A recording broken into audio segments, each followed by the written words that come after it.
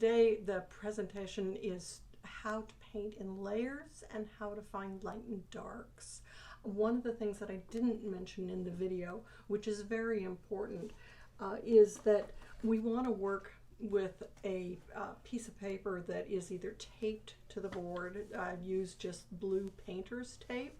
You can also get art tape, so just, you know, blue painter's tape available from any hardware store. And the board, you want to use a board that is waterproof. What I have is a board that's called Plastiboard, available from a company called Tap Plastics, but you can also get Gator board, and you could do a varnished wooden board, but it needs to be a waterproof board, because your water won't go through it that much, but it will around the edges. But you want to have it held down with tape so that it doesn't buckle and curl on you. If we were to paint with it without, you can probably see how this is sort of buckled a little bit. And if I were to paint on this, it would buckle even more, so that you get it buckling like that. But so I've been using single sheets. You can also use, and let me just grab one over here.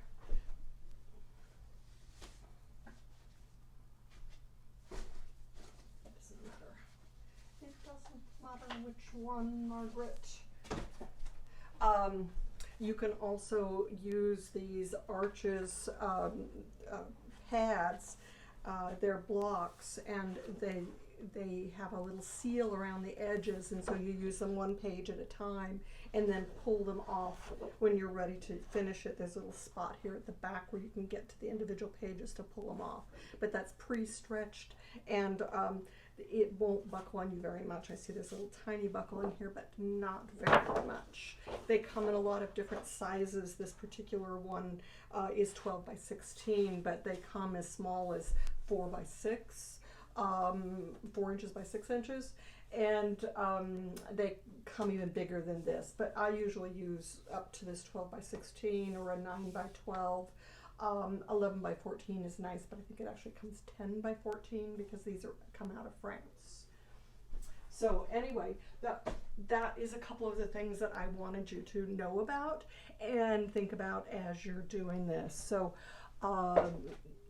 yeah, this is going to be fun. You're going to learn how to put paint on paper a little bit better, do successive layers, which is called washes. One wash over another to build up an area. This could also be done with different colors, but I like to start with a monocolor so that you can see how it builds before you try playing with other colors. So I've got a series of layers for you to do and a couple of little fun things to try on the side. So hope you. It's what I consider lesson 2 for my beginning watercolor class. What we are wanting to accomplish here, what we want to look at, is values and how light and dark things are in the painting, plus how we can layer one layer on top of the other to create something. And so this is the black and white version of here, so you can see a little more clearly the difference between light and dark through this. The ultimate painting will come out similar to this. If we have time, I will play with this painting and maybe add some clouds into the top of it. This is being done using ultramarine blue and burnt sienna. This one has been done using phthalo blue and burnt sienna. So it makes a little bit different color, but you still get that light and dark values. Okay, so let's set that aside. And what I want to do first here, that's an extra one. What I wanted to do first here was just to show you a couple of the things that we're going to be using. One is that I have a little block to put underneath of my drawing at the top to allow the water to run in one direction down this. I am going to have a large wash brush and then a couple of sizes of round brushes. This is my largest, it's an 18. This is a 12. Actually, this is a 14. This is a 12. I don't know if you can see the difference. And here's a smaller one that we may use to do some of the little fine work. Okay, so, but my first step before I get anything wet, before I mix any paint, is to draw on my piece what we're gonna do. And this is just a series of mountains. It doesn't have to be any exact thing, but what we do want is to have a series of hills here. And I like to sort of look at some interesting shapes to this as we go. And so then bring my next one in, and I'm just sort of looking at this and going, oh, what kind of shapes are these? And of course the cat has now come and sat on top of this, so I can't see anything. And we're just gonna make up from here. And so let's bring another one up this way. And maybe there's gonna be a break in some of this and I come up into that. And in the end down here, we're gonna have some water with some islands. And we want the islands to be maybe some different sizes. So let's let that be a little small island. And I just sort of feel like maybe we're gonna have one more hill here. Okay, that'll look pretty good.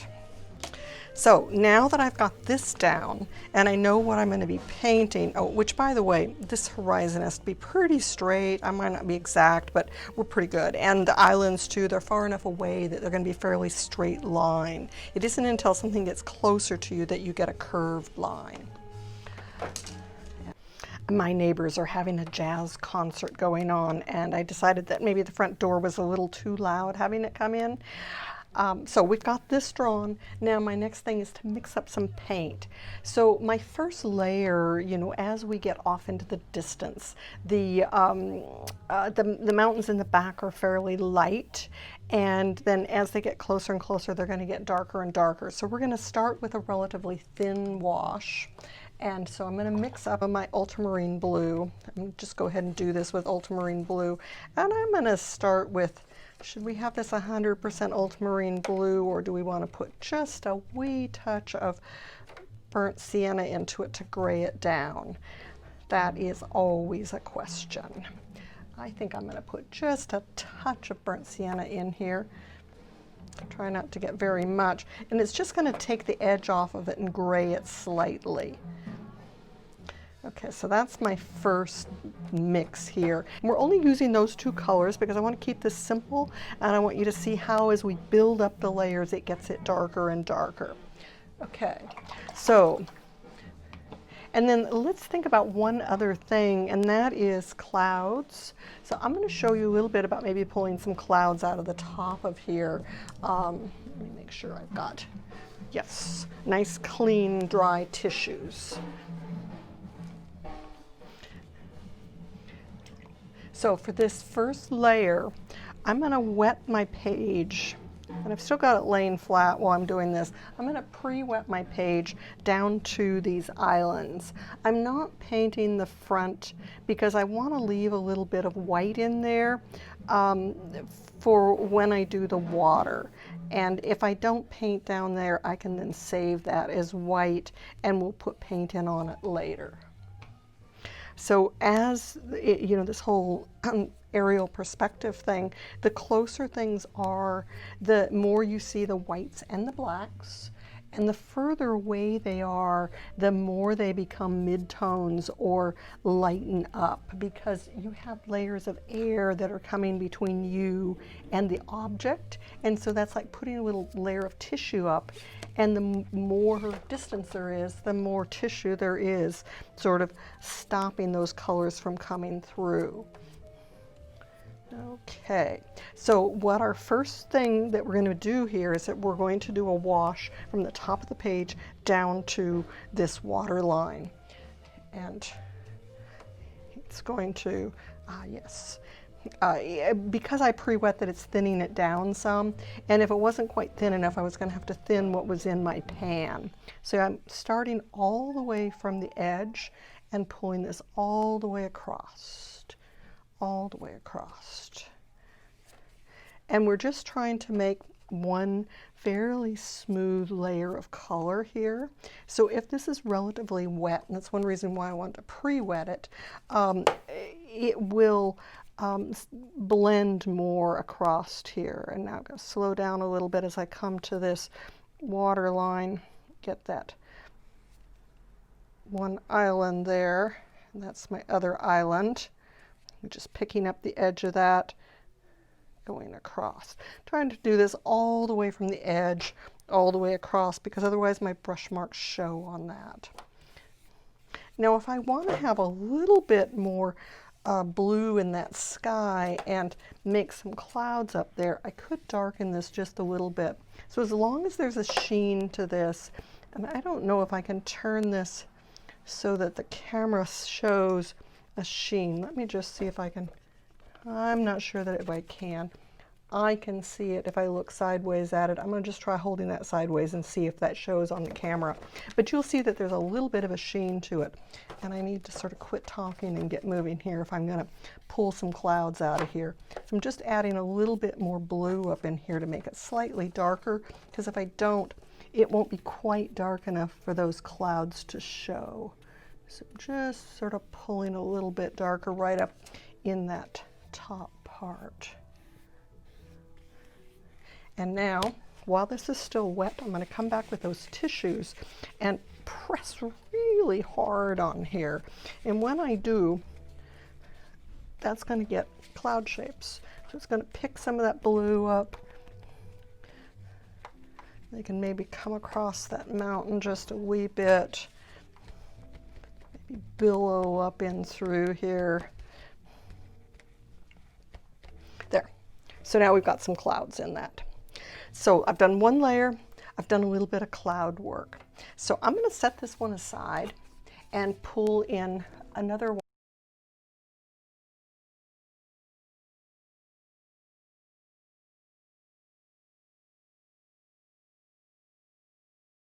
I painted in the past. I keep these for my students so that they can sort of see the process. So I like to have just one at a time that I work on, and then I work through others. So you'll see that the painting is going to vary a little bit as we go. So that is first step. That needs to dry absolutely completely until it's bone dry before you do the next layer. And the reason for that is that if you come in too soon, you're not going to be able to keep a crisp edge on the top of the mountains. And you're also going to start picking up the layers underneath more easily. If you really press on the page and rub it around a lot, it will pick up. But if we gently paint this in, then it's going to make a nice, what do I want to say? I'm just adding a little bit of burnt sienna into my ultramarine blue here. Now I'll probably still, let me use my big wash brush still, because I'm going to be able to get this smoother if I do. So I've just added a little bit of burnt sienna into there. This is still, the mixture is about non-fat milk, thick tea, thin coffee, about that kind of consistency. And so now I'm going to dampen that brush just a little bit, and I need a better rag here.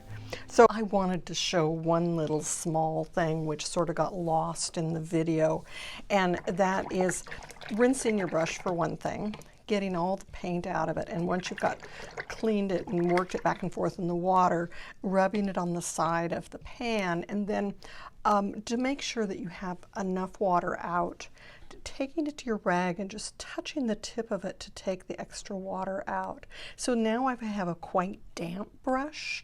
If I want a really dry brush, I can take and actually pull extra out of here, but I rarely need to. Usually it's just a matter of touching it a little bit. And so let me just show you with the paint. So I've loaded this up with paint, and now if I don't do this, I'm going to have a hard time controlling how much is coming off on that first little bit. It's going to be pretty wet. And so I can take this to my rag and just take a little tip of that off so that I don't have quite so much loaded on there. And then I can control a little easier what I'm putting onto the page so I don't end up with a great big puddle to start with.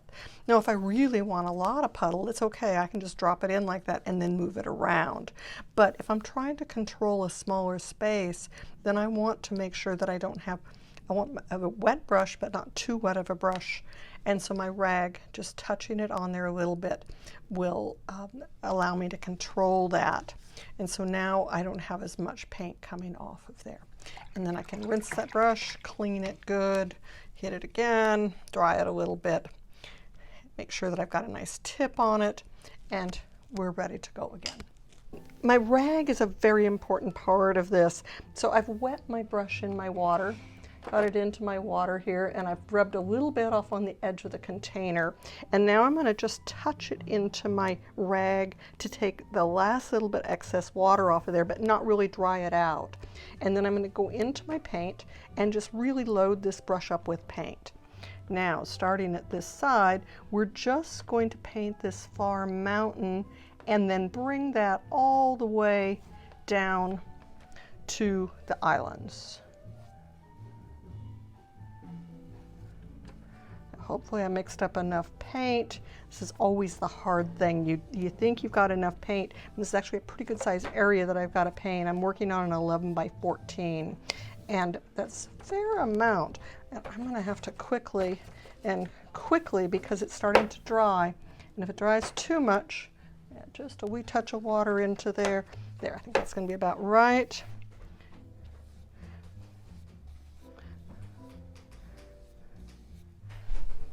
And now doing my brush marks side to side here, because if anything, I want them to follow the contours of that mountain, because if they aren't perfect and they start making marks in here, at least they're going to be following the mountains when they do. So I'm going to just sort of show you this thing if I bring this up, following those mountains, and a little bit of my brush marks are going to show.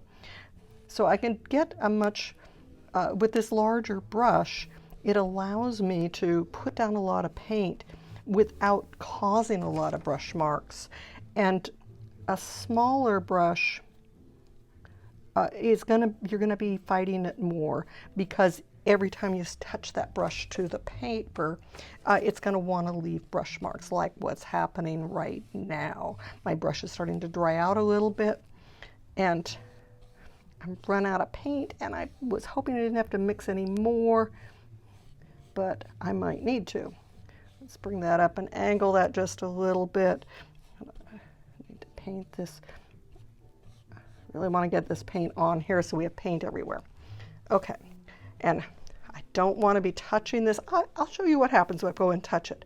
So now that it's done here, and I want to come in, and if I start brush marking this, with my brush, see how it starts putting streaks in there. So it's really hard to force yourself to say, okay, I put it down, I'm not going to touch it again. And it's starting with a relatively big flat brush like this so you can get a lot of area. And the other trick is to have a big enough puddle of paint to start with. So that was probably a tablespoon of paint. I probably needed a tablespoon and a half. I've got brush marks here in the bottom because I came back in, but we're going to put a darker layer on top of there. So it doesn't matter. Doesn't matter at all. So this has got a little light sky, first layer of mountains all the way down to the islands. So if you are going to continue, you could be using a hairdryer like this and dry it down before you do the next layer, or walk away, have a cup of tea, wait, let it dry completely. I'm going to take that little excess water off of there. Okay, so I'm doing it like the fast chefs. We're going to be coming through here and working a couple layers.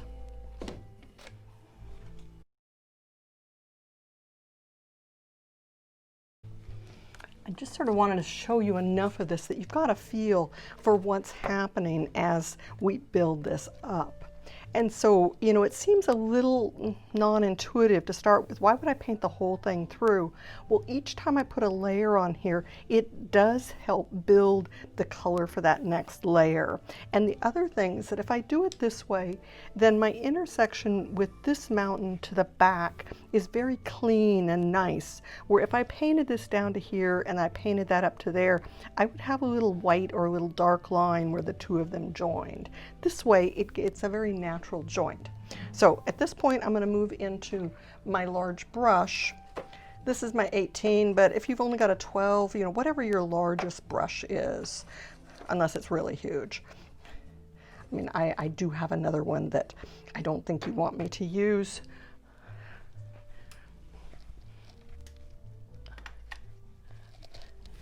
I don't think we should use this brush. What do you guys think?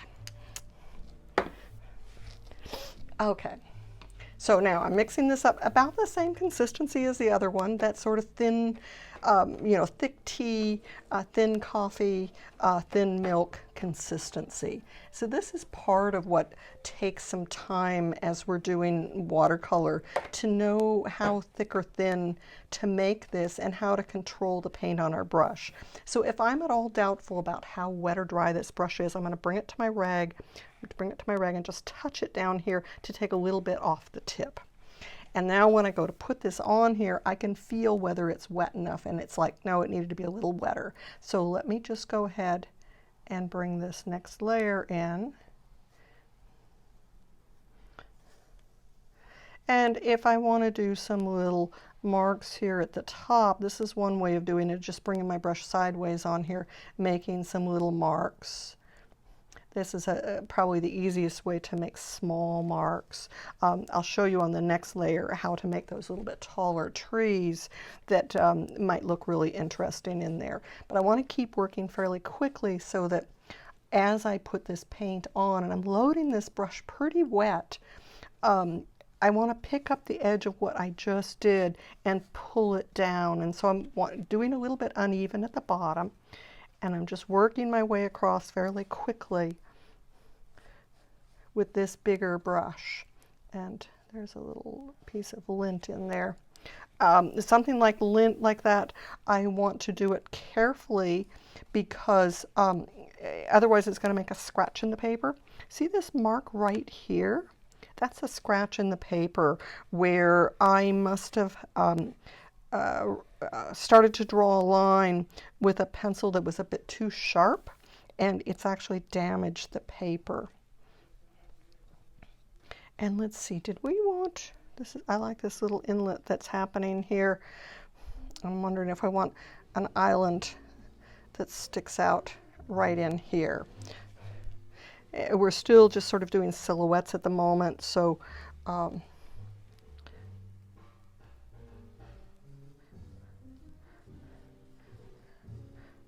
essentially that's another. Okay, and there's another. Now let me just, I'll show you something. This is starting to dry a little bit. If I go back in here and put paint in here, it can be interesting, but it can also be annoying. And so it's now starting to push away that other paint. And so it's a way of sort of creating trees, but it's also a way to maybe not be happy with it. So I'm going to get rid of some of that, but I'm going to leave a little bit of it behind here to be trees. So this is still pretty wet, and as I do this, that paint's going to diffuse into that wet area. Okay, so we're going to leave that. I'm getting to where I'm having a hard time seeing my lines, but hey, we're making it up as we go anyway. So we're going to move on to the next one. The, you know, TV chef show here. So this is now layer 3. Now I'm also making this very slightly darker very slightly darker as I come down, because there's a point when my ultramarine blue is not going to be dark enough. So I've made this just a little bit darker, a little bit thicker, and you can see I've done some of the trees here. I've done some of those, and I'll show you on this next layer how to do it with a lift and pull with our brush. And let's see, do I still want to keep this big of a brush? The bottom line is use the biggest brush you're willing to handle, because it holds a lot more paint, and so you can get it down without a lot of brush strokes. So now we're going to add a little bit more burnt sienna to this, because I want to make it a bit darker this time. And also, the thicker the paint is, the darker it will be. Do I have enough here? This is not as much as, let's go just a little more burnt sienna, or a little more ultramarine blue in there. Okay. Now, this one, let's see, I can't see my lines any longer, so we're making it up from here. Maybe this comes down like this, and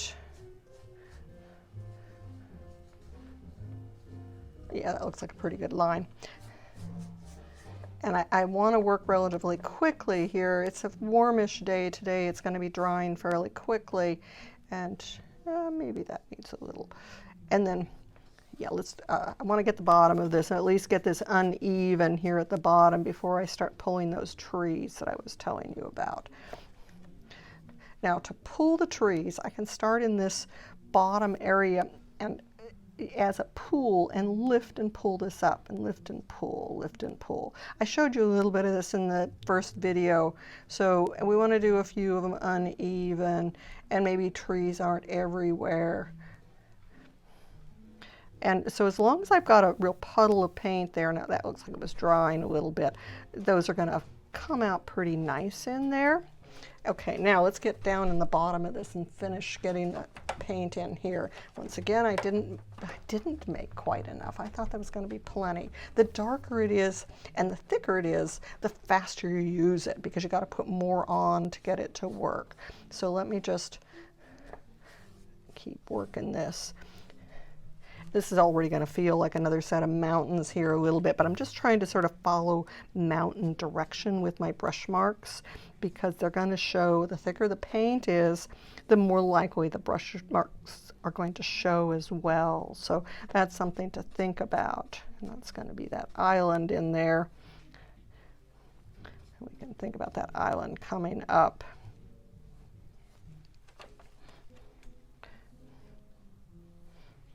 And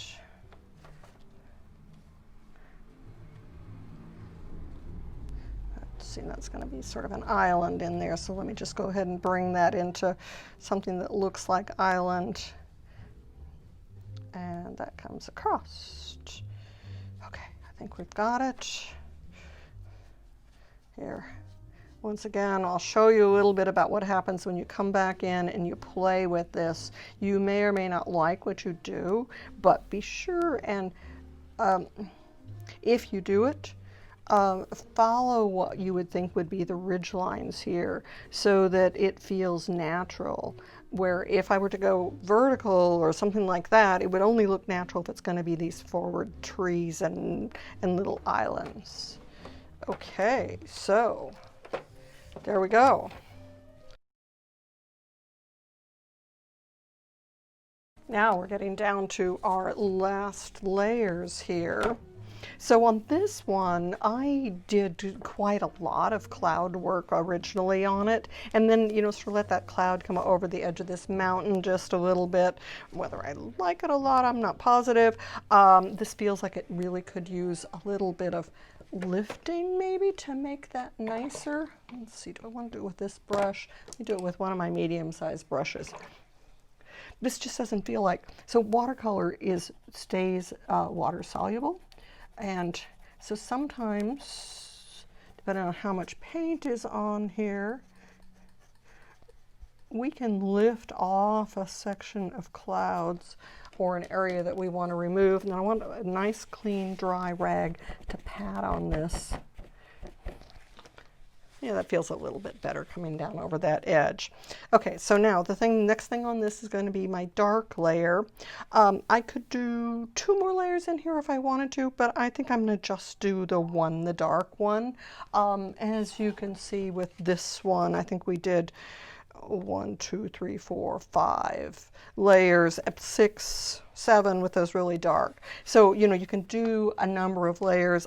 I'll let up to you how many you want to do, but you dry it completely between each layer. It has to absolutely dry well. Okay, so we're going to just do these islands. Now, to get them actually black or close to black, I need quite thick paint, and I've got to mix both the ultramarine blue and the burnt sienna together to make it. So this time, my paint is, about the consistency of heavy cream, and I'm trying not to add too much extra water in here, so I'm bringing my brush in on top of this is relatively dry paint. I can also have paint directly out of the tube to do this with. I want this to be wet enough that I can get my brush to move through it without sort of sticking, but I also want it to be thick enough that it's going to stay dark. And you'll see as you balance this how much blue or how much burnt sienna it needs to make a very neutral black or a navy blue black. And I still want to have it lean a little toward navy blue, so I'm going to add a bit more. And let's just see if I can show you on a scrap of paper here. Scrap of paper, it's, so you can see that's almost black.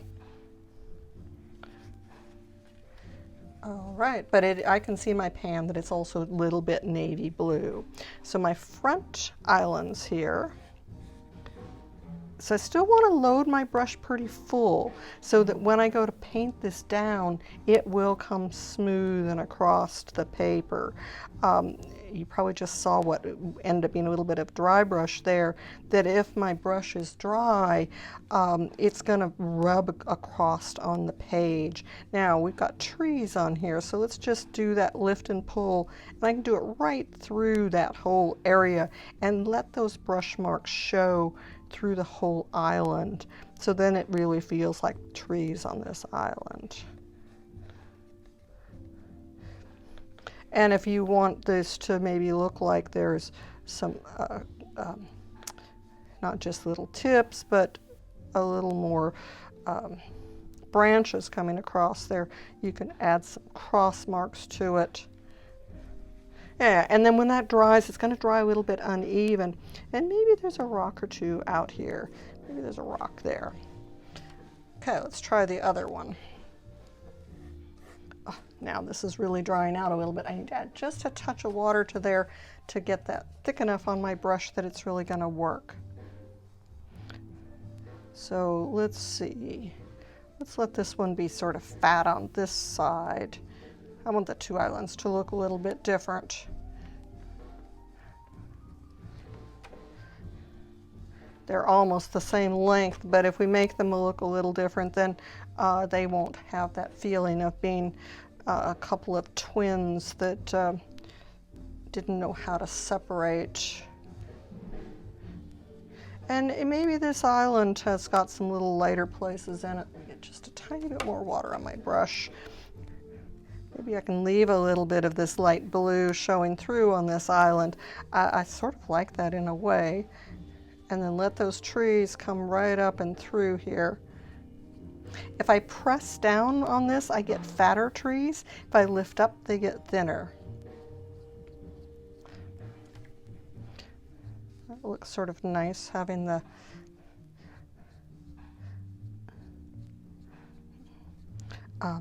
having that little light blue showing through there. Now, isn't this nice how when you get that full range between white down to almost black, that this suddenly takes on a whole nother feeling. And then let me show you one other thing, and that's dry brushing, and I want to make sure that this a little bit on the dry side. Now if I take my brush almost flat to the page sideways and rub it across here, it's just going to put paint, and the brush has to be relatively dry, not totally dry, but a little bit dry. It's going to do what we call dry brushing and make this feeling of wind on the water. Nice, nice.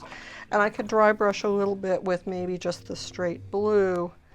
Let's see, that's cobalt blue, that's okay. Cobalt blue and ultramarine blue are similar. So I could just do a little bit of this blue as well. Nice little sort of touch to this. And yeah, maybe this island has got to have a little shadow underneath of it because the light's coming from behind it. Okay, there we go.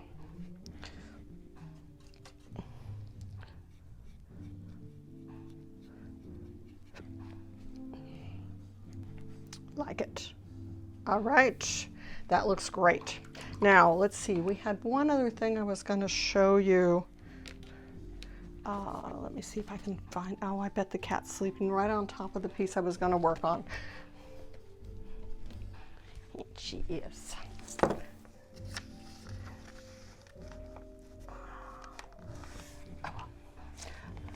That's okay. Let me just show you on this piece. One other thing that you can do, you can make this into a moonlit night scene by painting a darker sky into here after it's dry.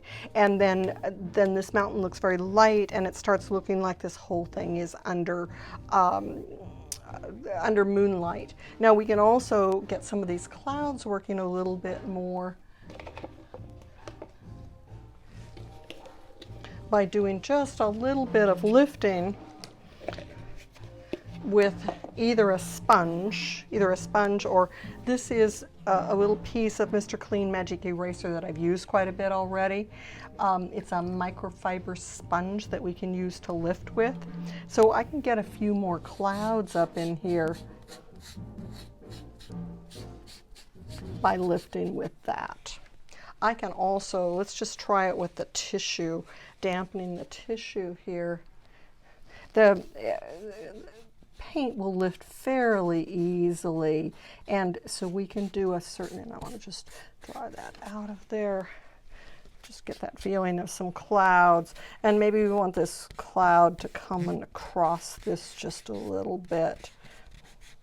So I'm just taking and sort of rubbing that down into there. So then you get this feeling that maybe in this nighttime, so those clouds are going to look a little darker against that mountain. You get a little hazy, misty look to it. Okay, so that's your project. I want you to do at least 4 layers, preferably 5, starting with the lightest, building it down to where the water is, and then drying it completely, doing the next mountain, coming down. And you're going to be learning how to put water onto the page when you do this, how to put paint onto the page. Don't worry, it doesn't always come out absolutely perfect. Sometimes your brush marks do show some. Brush marks were showing in here some. But use your brush as though it's following those mountains, and then your brush marks won't matter. So dry between each layer, play a little bit, try some trees until you get down to your last black layer, which is very thick paint. So a little bit thicker paint as you go, but try and start with fairly thin paint and build those layers before you get into these real darks. So have fun with it, and let me know how it went.